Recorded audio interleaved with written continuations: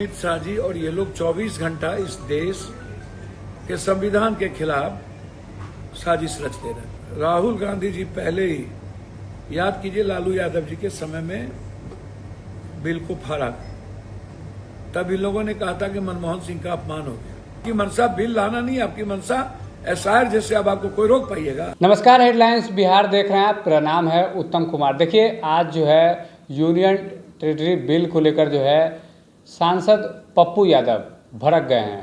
वो गुस्से से लाल हो गए हैं, भड़क गए हैं। उन्होंने प्रेस कॉन्फ्रेंस आयोजित किया था और कई सारी बातों को कहा था। उन्होंने कहा है कि बीजेपी की मंशा ठीक नहीं है।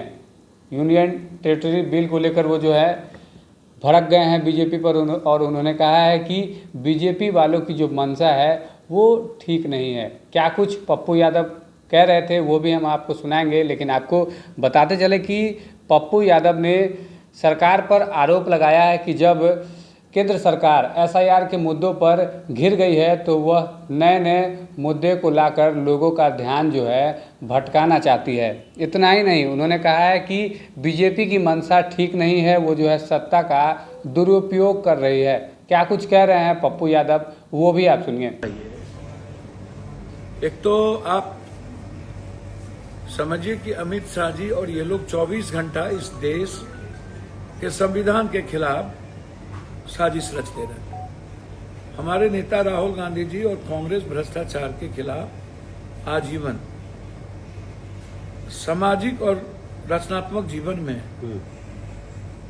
राहुल गांधी जी पहले ही, याद कीजिए, लालू यादव जी के समय में बिल को फाड़ा, तब इन लोगों ने कहा था कि मनमोहन सिंह का अपमान हो गया और ये लोग आकंठ डूबे हुए हैं और सबसे पहले यही लोग जेल जाएंगे। सत्ता से हटते ही सत्ता का दुरुपयोग कितना ये लोग करते हैं आपको पता है, और कितने बड़े भ्रष्टाचारी हैं बीजेपी आपको भी पता है। इनके कितने मुख्यमंत्री, येदियुरप्पा से लेकर के सारे मुख्यमंत्री आकंठ डूबे हुए हैं। कितने कितने मुद्दे। अब आप एक बात इसको समझ लीजिए, यह बिल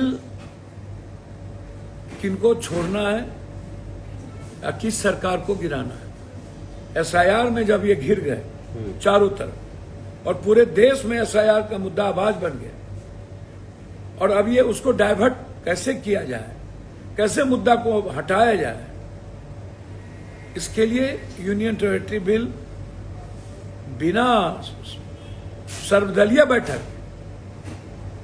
तो आप भेजिए इसको संसदीय कमेटी।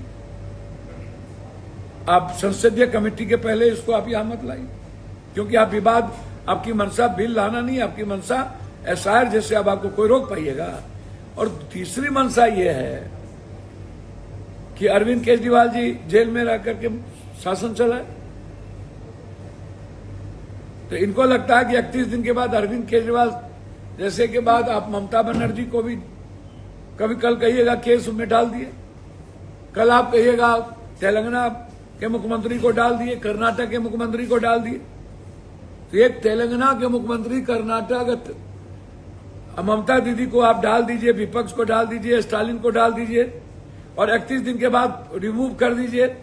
नहीं, लेकिन ये बिल तो सबके लिए है ना। आपने सुना कि उन्होंने क्या कुछ कहा है। उन्होंने कहा है कि बीजेपी सत्ता का दुरुपयोग कर रही है, उसकी मंशा ठीक नहीं है। उन्होंने दिल्ली के पूर्व मुख्यमंत्री अरविंद केजरीवाल का उदाहरण देते हुए कहा कि जिस तरह जेल से अरविंद केजरीवाल सरकार चला रहे थे, बीजेपी की वह मंशा है कि बिल को लाकर इस तरह का जो बात है उसको हटाया जाए। बने रहिए आप हमारे साथ।